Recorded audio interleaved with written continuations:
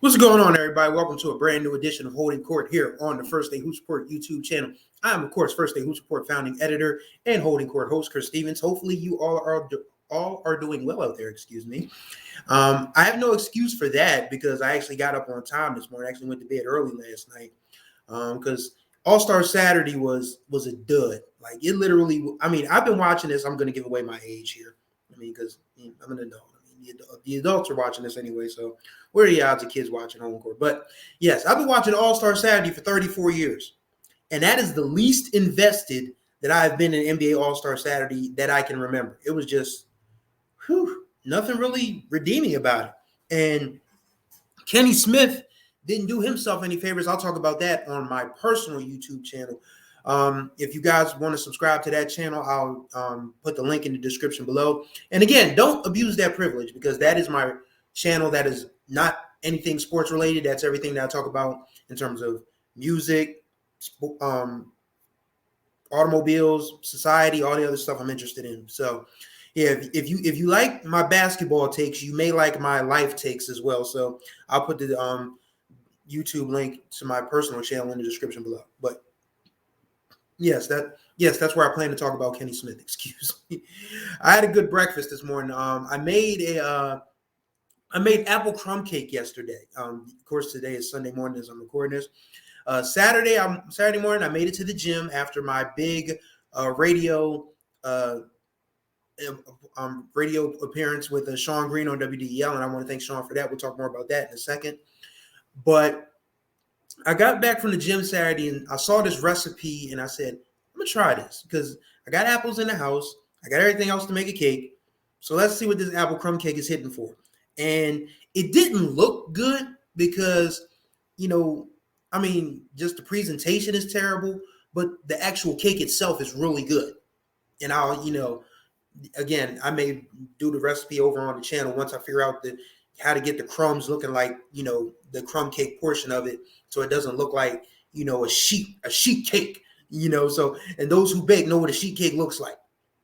But yeah, I had some of that apple crumb cake for breakfast this morning. So I'm very much nourished. I'm very much replenished, fueled up, ready to talk some basketball because we have three days of regular season basketball left.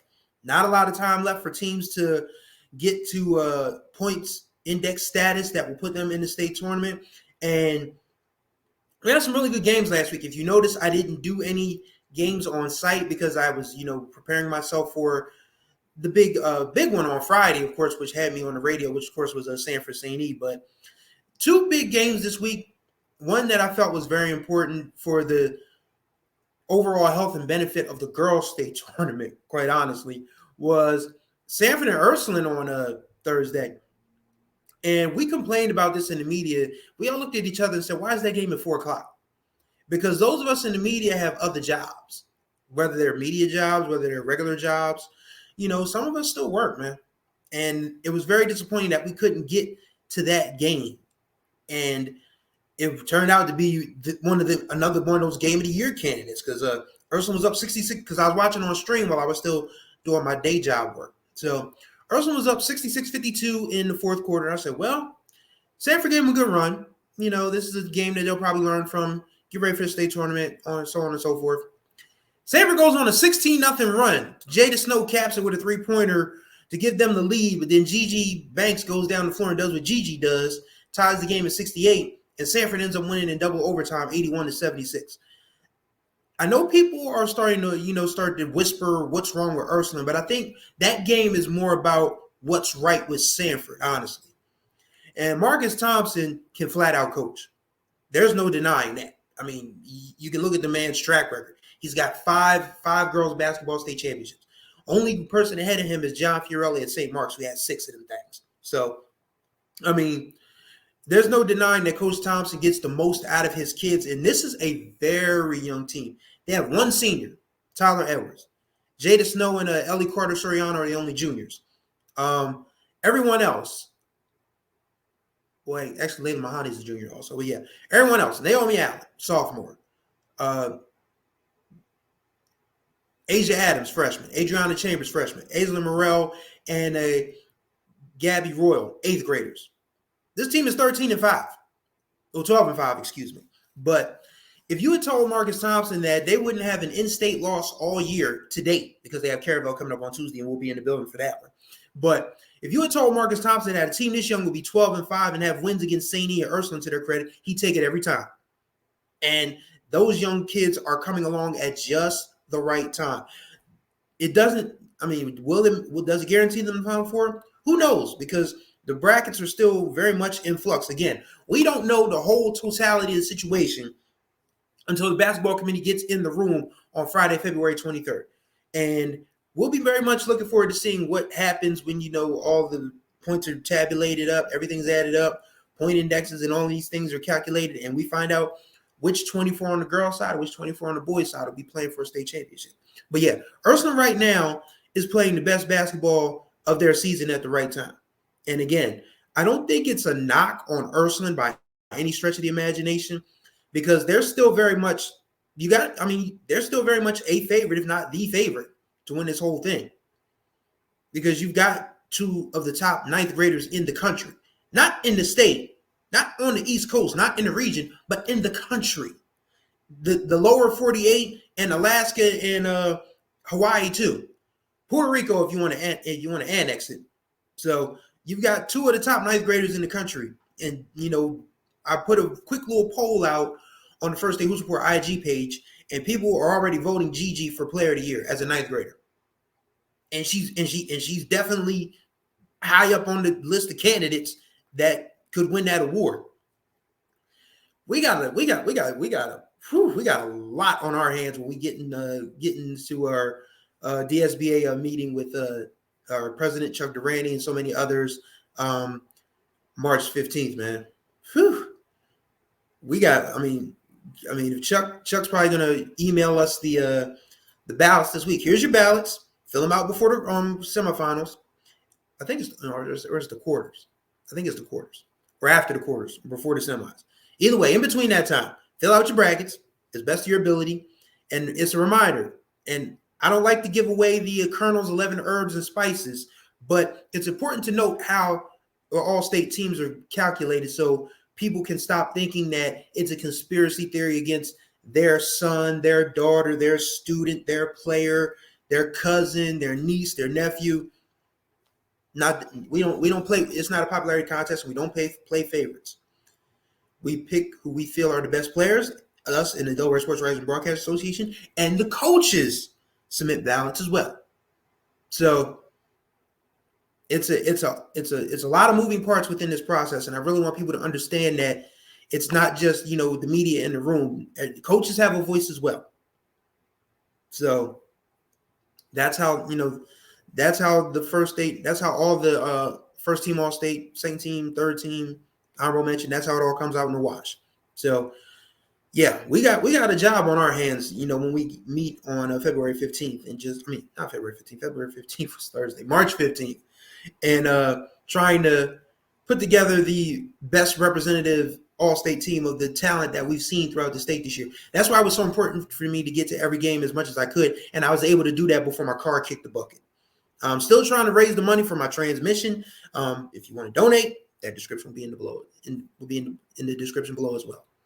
So yeah, that Ursuline Sanford game, I don't know if they can run it back, because the way I had the points calculated, I had my point calculation has Caravel 1, Ursuline 2, St. Elizabeth 3, Sanford 4. That's right. That's how it is right now at the moment. That's the top 4 on the girls' side. And again, I don't have all the out-of-state stats, because a lot of these schools, once again, they don't update their stuff. That's why the committee is so important, because they actually call out to these schools and say, hey, what's your team's record as we are in here calculating our state tournament? And then the AD or the coach has to say, okay, we were 11-5 or 16-3, and hope that helps. Have a good day. Click. I don't know if it's that, cut and dry, but feels like it might be. And the girls' tournament overall, I don't know how many upsets we're going to get, but there could be some interesting matchups down bracket that could make things a little tighter for the top 8 as we head into as we head into the later rounds of the tournament. But overall, that Sanford Ursuline game was a fun one to watch. I wish I could have been there live to see it, but being able to see it on stream, thankful to the goodness of the internet, we were able to, watch. I was able to watch that one in full and just say, wow, that was a heck of a comeback by Sanford. And again, this is a young team, so they're only going to get better. They're only going to get better. And if they get better during the course of the state tournament and somehow someone named Caravel and Ursuline doesn't win a state championship, then, we got to definitely start putting Marcus Thompson's name up there in the GOAT category, not just for girls, but boys also.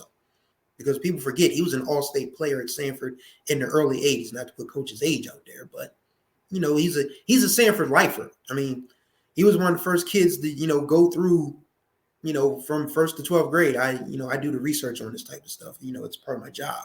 And he played at Brown University, started at Brown University, Division I school in the Ivy League. Coach Thompson, he knows this game of basketball. And he went back to coach the girls, which, says a lot about, his commitment to the program and his commitment to diversity in girls basketball. So this Sanford team is going to be fun to watch this year and the next, probably the next 2 or 3. On to the boys' side of things now. Again, I had the honor and privilege of joining Sean Green on the WDEL broadcast for Sanford St. Elizabeth, and our last unbeaten is no longer unbeaten. Sanford pulled out a 58-51 win on Friday at the St. E Center in front of another great basketball crowd. I have to give props to Joe Papilli and the staff over there at St. Elizabeth for, making sure that people can enjoy the game, but nothing gets out of hand over there. Like, there was never any feelings of resentment or anything might spill out. It was just 2 great basketball teams and 2 great fan bases cheering them on. So shouts out to Joe Papilli and those folks over at St. Elizabeth for doing a wonderful job of making that a welcoming and intense, without being hostile, basketball environment. Okay, as far as the game goes, Sanford, they suffered 2 big injuries on one play, 2 birds with 1 stone. Late in the third quarter, Kareem Hart and Jordan Spencer go for a loose ball, and they collide. It happens a lot. And I didn't know the extent of how much those guys were hurt until I saw the St. E's training staff coming out with packets and packets of gauze. And I was like, Jesus, what did we just see? And both of those young men were able to walk off the floor under their own power, but you could tell they were a little worse for wear, a little dazed. And Sanford was leading 37-36, or I think 36-35 at that point. And I said to Sean on the broadcast, I said, the next 2.5 minutes, because that's how much time was left in the third quarter, I said the next 2.5 minutes are going to determine if this Sanford team sinks or swims. And they swam, and they swam well. In fact, Sanford won that game without 1 field goal in the fourth quarter. They did not have a field goal in the fourth quarter. They went 14-20 at the free throw line. That's how they won the game. That's how they won the game. They didn't make a shot from the field, but their defensive strategy was put as many people on Aiden Tobiason as you can and make him work. Because Jaden Taylor was on him at some points. Stephen Conway was on him at some points. Spencer, before he got hurt, was on him. Who else was on him? Those were the big 3 basically that were on him. And Aiden got 13 points, and Kenny Hunter Jr. had a really good game with 15 points. But St. E just never really got untracked offensively, and foul trouble got them in trouble as well. Steve Nixon Jr. and Kyan Alexander had 2 fouls each early, and that you kind of sensed that took them out of their rhythm. And Sanford took full advantage of that.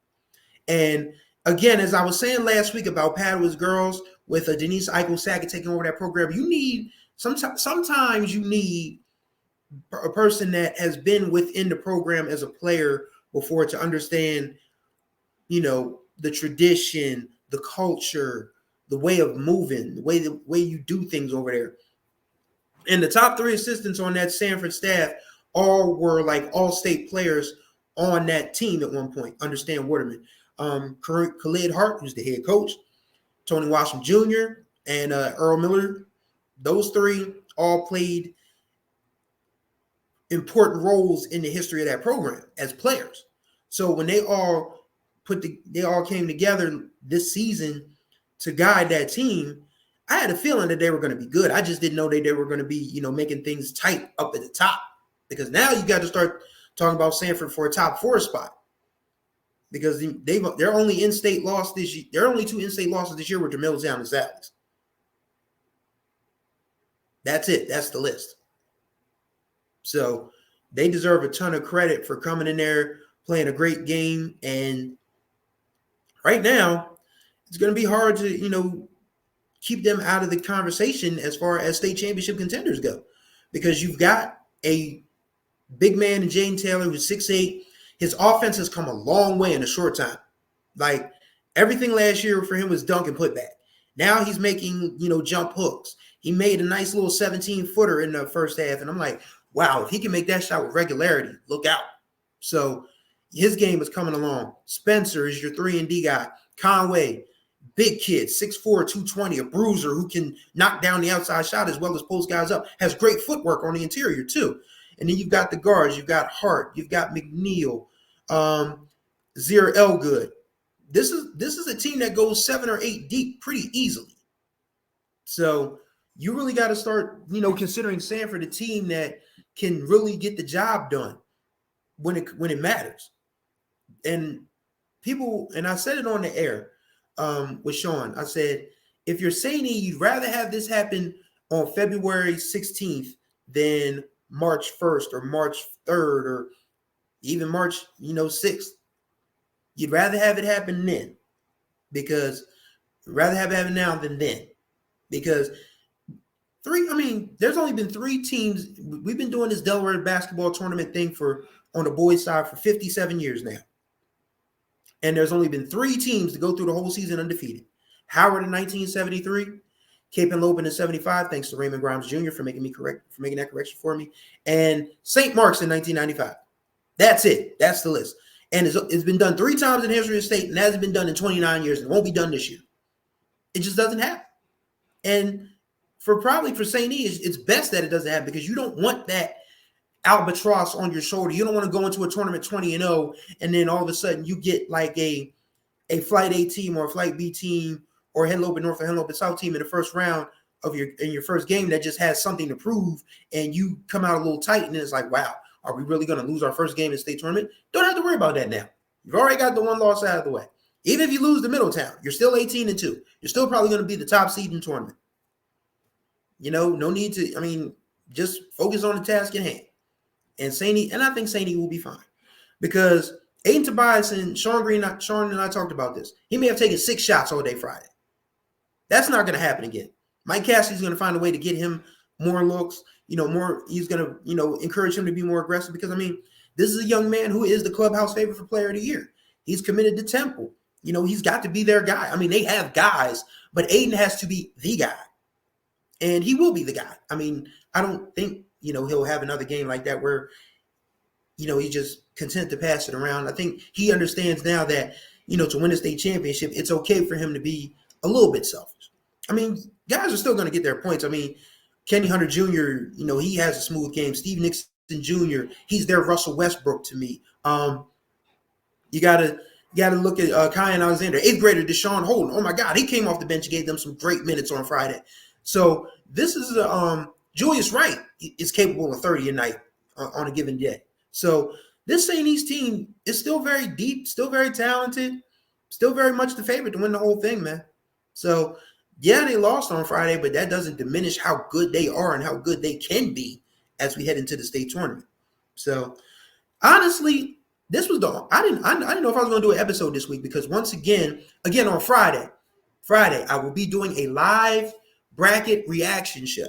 I have received inquiries from the Archmere girls, from the MOT Charter boys, the Conrad boys, and again, this is an open invitation.